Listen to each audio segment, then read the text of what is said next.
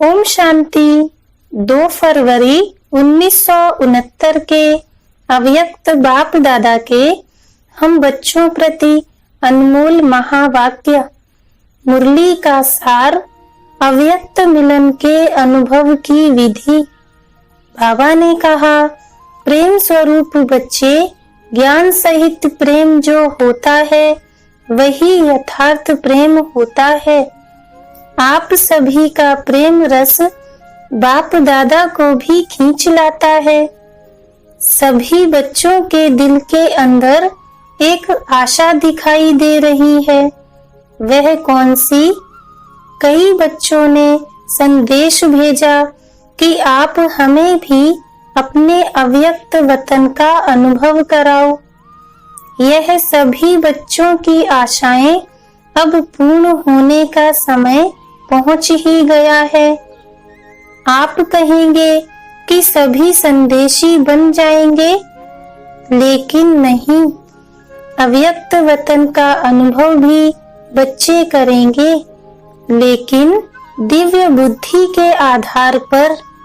जो अब अलौकिक अनुभव कर सकते हो, वह दिव्य दृष्टि द्वारा करने से ही बहुत लाभदायक, अलौकिक और अनोखा है। इसलिए जो भी बच्चे चाहते हैं कि अव्यक्त बाप से मुलाकात करें, वे कर सकते हैं। कैसे कर सकते हैं? इसका तरीका सिर्फ यही है कि अमृत वेले याद में बैठो और यही संकल्प करो कि अब हम अव्यक्त बाप दादा से मुलाकात करें। जैसे साकार में मिलने का समय मालूम होता था तो नींद नहीं आती थी और समय से पहले ही बुद्धि द्वारा इसी अनुभव में रहते थे, वैसे अब भी अव्यक्त मिलन का अनुभव प्राप्त करना चाहते हो तो उसका बहुत सहज तरीका यह है। अव्यक्त स्थिति में स्थित होकर रूह रूहान करो तो अनुभव करेंगे कि सचमुच बाप के साथ बातचीत कर रहे हैं। और इसी रूह रूहान में जैसे संदेशियों को कई दृश्य दिखाते हैं, वैसे ही बहुत गुहे गोपनीय रहस्य बुद्धि योग से अनुभव करेंगे। लेकिन एक बात यह अनुभव करने के लिए आवश्यक है। वह कौन सी? मालूम है?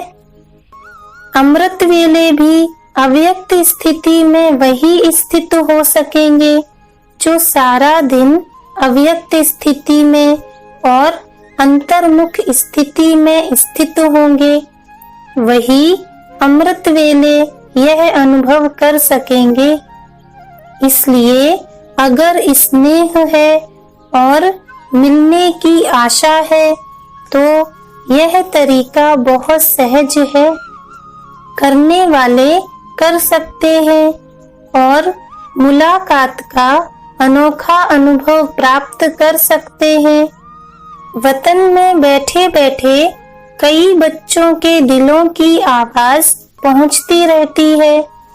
आप सोचते होंगे शिव बाबा बहुत कठोर है, लेकिन जो होता है उसमें रहस्य और कल्याण है।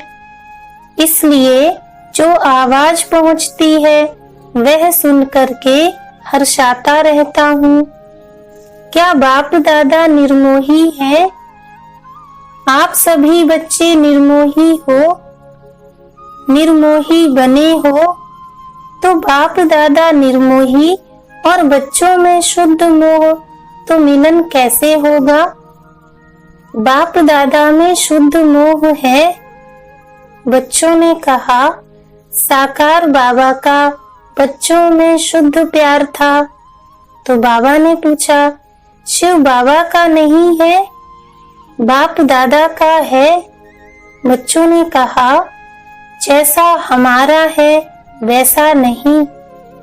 तो बाबा ने कहा, शुद्ध मोह बच्चों से भी जाती है, लेकिन बाप दादा और बच्चों में एक अंतर है।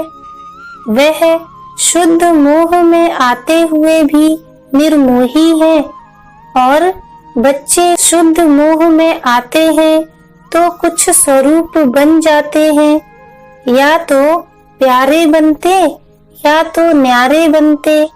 लेकिन बाप दादा न्यारे और प्यारे साथ साथ बनते हैं। यह अंतर जो रहा हुआ है, इसको जब मिटाएंगे तो क्या बनेंगे? अंतर्मुख, अव्यक्त, अलौकिक। अभी कुछ कुछ लौकिकपन भी मिल जाता है, लेकिन जब यह अंतर खत्म कर देंगे तो बिल्कुल अलौकिक और अंतर्मुखी अव्यक्त फरिश्ते नजर आएंगे। इस साकार वतन में रहते हुए भी फरिश्ते बन सकते हो। आप फिर कहेंगे, आप वतन में जाकर फरिश्ता क्यों बने? यहाँ ही बनते। लेकिन नहीं, जो बच्चों का काम वह बच्चों को साजे, जो बाप का कार्य है वह बाप ही करते हैं। बच्चों को अब पढ़ाई का शो दिखाना है, टीचर को पढ़ाई का शो नहीं दिखाना है। टीचर को पढ़ाई पढ़ानी होती है, स्टूडेंट को पढ़ाई का शो दिखाना होता है। शो केस में शक्तियों को, पांडवों को आना है। बाप दादा तो है ही गुप्त। बाबा ने कहा, अभी सभी के दिल में यही संकल्प है कि अब जल्दी जल्दी ड्रामा की सीन चलकर खत्म हो। लेकिन जल्दी होगी, हो सकती है, होगी या हो सकती है। भावी जो बनी हुई है वह तो बनी हुई ही रहेगी, लेकिन बनी हुई भावी में यह इतना नजर आता है कि अगर कल्प पहले माफिक संकल्प आता है तो संकल्प के साथ साथ अवश्य पहले भी पुरुषार्थ तीव्र किया होगा। तब तो यह भी संकल्प आता है कि ड्रामा का सीन जल्दी पूरा कर सभी अव्यक्त वतनवासी बन जाएं। बनना तो है, लेकिन आप बच्चों में इतनी शक्ति है जो अव्यक्त वतन को भी व्यक्त में खींचकर ला सकते हो। अव्यक्त वतन का नक्शा व्यक्त वतन में बना सकते हो। आशाएं तो हर एक की बहुत हैं, ऐसे ही पहुंचती हैं जैसे इस साकार दुनिया में बहुत बड़ी ऑफिस होती है टेलीफोन और टेलीग्राम की, ऐसे ही बहुत शुद्ध संकल्पों की तारें वतन में पहुंचती रहती हैं। अभी क्या करना है?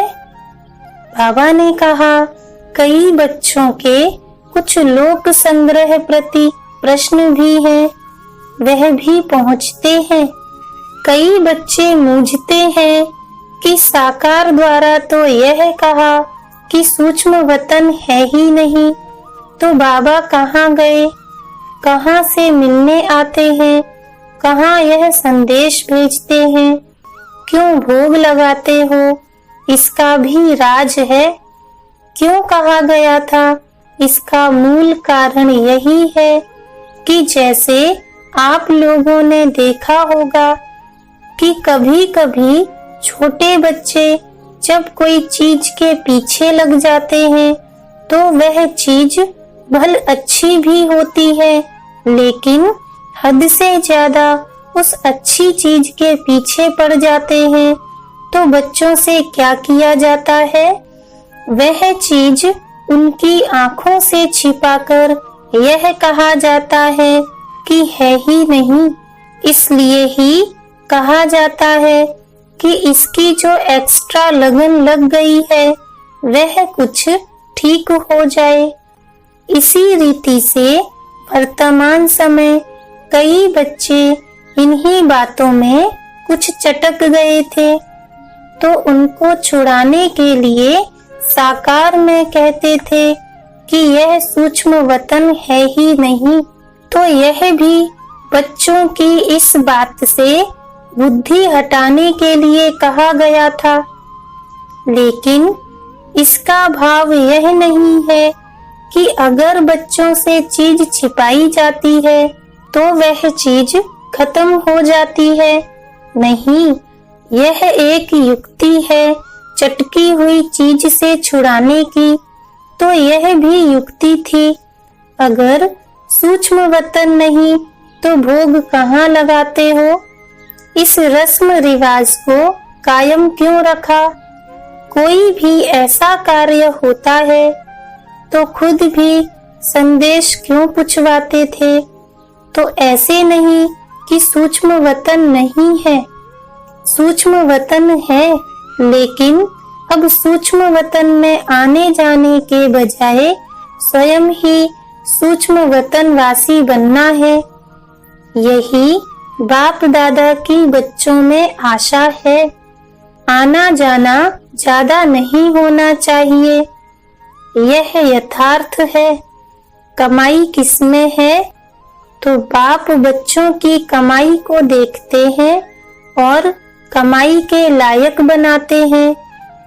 इसलिए यह सभी रहस्य बोलते रहे। अभी समझा कि क्यों कहा था और अब क्या है। सूक्ष्म वतन के अव्यक्त अनुभव को अनुभव करो, सूक्ष्म स्थिति को अनुभव करो। आने जाने की आशा अल्पकाल की है। अल्पकाल के बजाय सदा अपने को सूक्ष्म वतनवासी क्यों नहीं बनाते? और सूक्ष्म वतनवासी बनने से ही बहुत वंडरफुल अनुभव करेंगे। खुद आप लोग वर्णन करेंगे कि यह अनुभव और संदेशियों के अनुभव में कितना फर्क है। वह कमाई नहीं, यह कमाई भी है और अनुभव भी। तो एक ही समय दो प्राप्ति हो, वह अच्छा या एक ही चाहते हो? बाबा ने कहा कई बच्चों के मन में यह भी प्रश्न है कि ना मालूम जो बाप दादा कहते थे कि सभी को साथ ले जाएंगे, अब वह तो चले गए। लेकिन वह चले गए हैं, मुक्ति धाम में जा नहीं सकते सिवाय बारात व बच्चों के। बारात के बिगर अकेले जा सकते हैं? बारात तैयार है।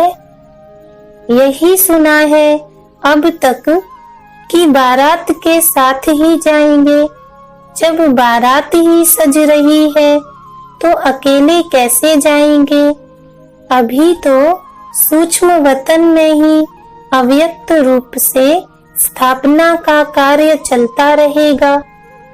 जब तक स्थापना का कार्य समाप्त नहीं हुआ है तब तक बिना कार्य सफल किए हुए घर नहीं लौटेंगे। साथ ही चलेंगे और फिर चलने के बाद क्या करेंगे? मालूम है क्या करेंगे? साथ चलेंगे और साथ रहेंगे, फिर साथ साथ ही सृष्टि पर आएंगे। आप बच्चों का जो गीत है कभी भी हाथ और साथ नहीं छूटे, तो बच्चों का भी वायदा है तो बाप का भी वायदा है। बाप अपने वायदे से बदल नहीं सकते। और भी कोई प्रश्न है? यूं तो समय प्रति समय सब स्पष्ट होता ही जाएगा। कईयों के मन में यह भी है ना कि ना मालूम जन्म होगा व क्या होगा। जन्म होगा, जैसे आपकी मम्मा का जन्म हुआ वैसे होगा।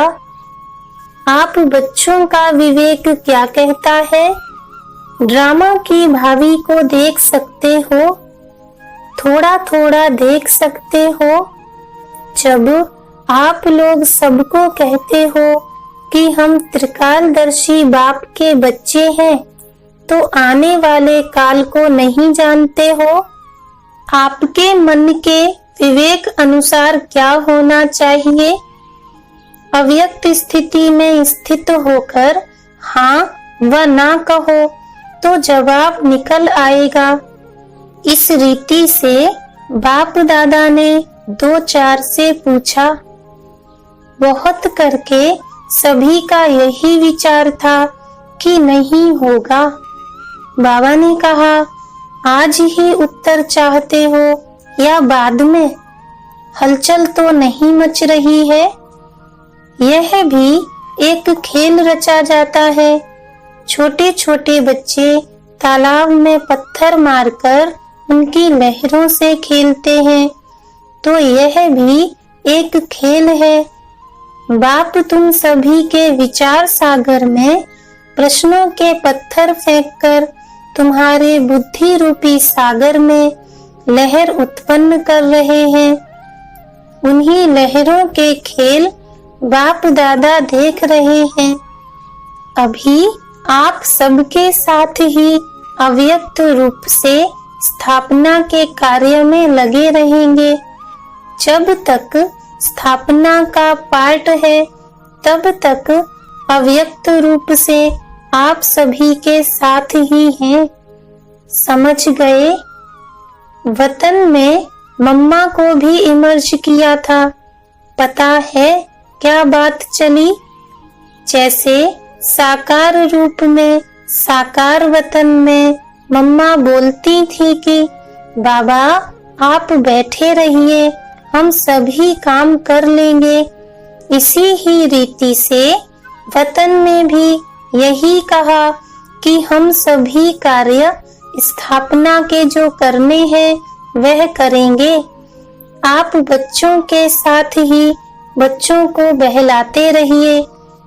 ऐसे ही साकार में कहती थी, वही वतन में रूह रूहान चली। आप सभी के मन में तो होगा ही कि हमारी मम्मा कहाँ गई। अभी यह राज इस समय स्पष्ट करने का नहीं है। कुछ समय के बाद सुनाएंगे कि वह कहाँ और क्या कर रही हैं। स्थापना के कार्य में भी मददगार हैं, लेकिन भिन्न नाम रूप से। अच्छा, अब तो टाइम हो गया है। बाबा ने कहा, आज वतन में दूर से ही सवेरे से खुशबू आ रही थी। देख रहे थे कैसे स्नेह से चीजें बना रहे हैं। दादी जी से आपने देखा? भंडारे में चक्र लगाया। चीजों की खुशबू नहीं, स्नेह की खुशबू आ रही थी। यह स्नेह ही अविनाशी बनाता है। अविनाशी स्नेह है ना, याद हरेक की पहुंचती है। उसका रेस्पॉन्ड लेने के लिए अवस्था चाहिए। रेस्पॉन्ड फौरन मिलता है। जैसे साकार में बच्चे बाबा कहते थे तो बच्चों को रेस्पॉन्ड मिलता था, तो रेस्पॉन्ड अब भी फौरन मिलता है। लेकिन बीच में व्यक्त भाव को छोड़ना पड़ेगा, तब ही उस रेस्पॉन्ड को सुन सकेंगे।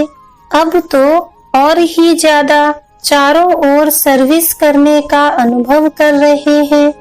अब अव्यक्त होने के कारण एक और क्वालिटी बढ़ गई है। वह कौन सी मालूम है? वह यह है, पहले तो बाहिरयामी था, अभी अंतर्यामी हो गया हूँ। अव्यक्त स्थिति में जानने की आवश्यकता नहीं रहती। स्वतः ही 1 सेकंड में सभी का नक्शा देखने में आ रहा है। इसलिए कहते हैं कि पहले से एक और गुण बढ़ गया है। अव्यक्त स्थिति में तो खुशबू से ही पेट भर जाता है। आप लोगों को मालूम है, बाबा ने कहा, एक मुख्य शिक्षा बच्चों के प्रति दे रहे हैं। अब सर्विस तो करनी ही है। यह तो सभी बच्चों की बुद्धि में लक्ष्य है और लक्ष्य को पूर्ण भी करेंगे, लेकिन इस लक्ष्य को पूर्ण करने के लिए बीच में एक मुख्य विघ्न आएगा। वह कौन सा पता है? मुख्य विघ्न सर्विस में बाधा डालने के लिए कौन सा आएगा? सभी के आगे नहीं, मेजॉरिटी के आगे आएगा। वह कौन सा विघ्न है, पहले से ही बता देते हैं। सर्विस करते करते यह ध्यान रखना कि मैंने यह किया, मैं ही यह कर सकता हूँ। यह मैंपन आना, इसको ही कहा जाता है ज्ञान का अभिमान, बुद्धि का अभिमान, सर्विस का अभिमान।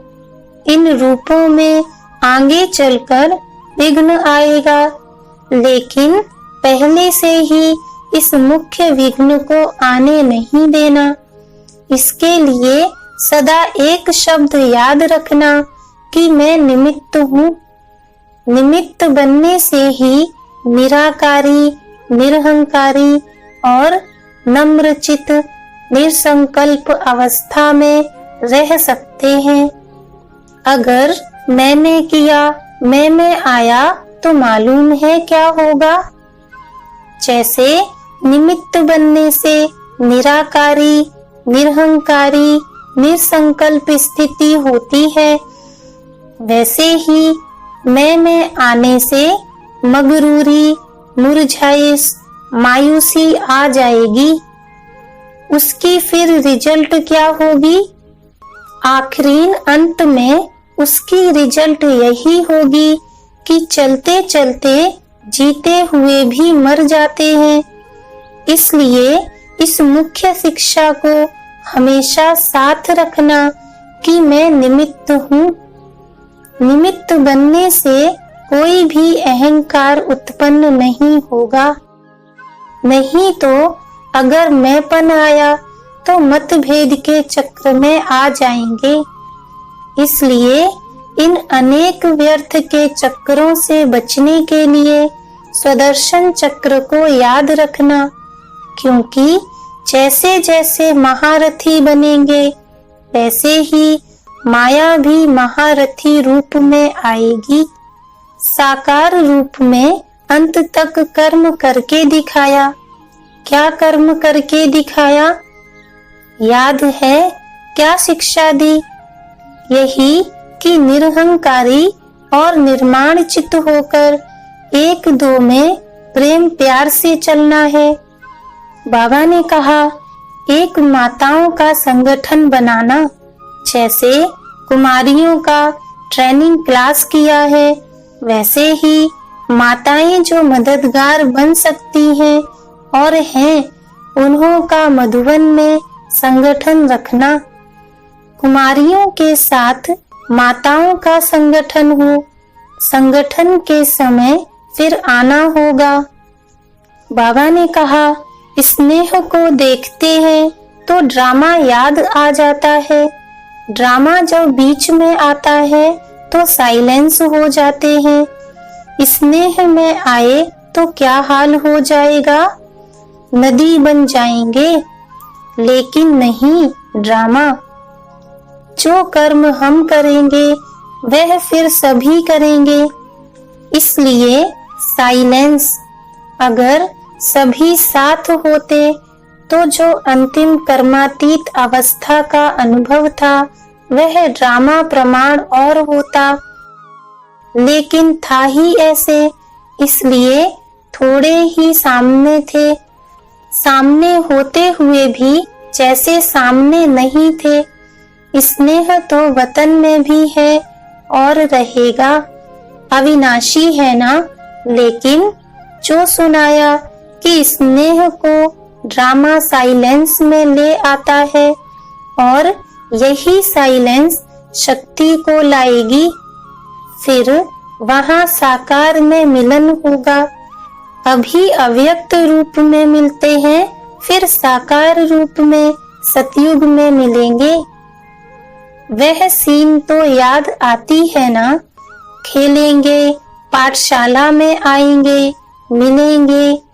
आप नूरे रत्न सतयुग की सीनरी वतन में देखते रहते हो। जो बाप देखते हैं वह बच्चे भी देखते रहते हैं और देखते जाएंगे। बाबा ने कहा, अब तो ज्वाला रूप होना है। आपका ही ज्वाला रूप का यादगार है। पता है ज्वाला देवी भी है। वह कौन है? यह सभी शक्तियों को ज्वाला रूप देवी बनना है। ऐसी ज्वाला प्रज्वलित करनी है जिस ज्वाला में यह कलयुगी संसार जलकर भस्म हो जाएगा। अच्छा, विदाई के समय बाप दादा बोले, सभी सेंटर्स के अव्यक्त स्थिति में स्थित हुए नूरे रत्नों को बाप व दादा का अव्यक्त याद प्यार स्वीकार हो।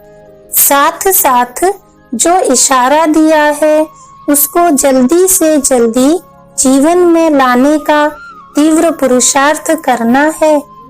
अच्छा, गुड नाइट।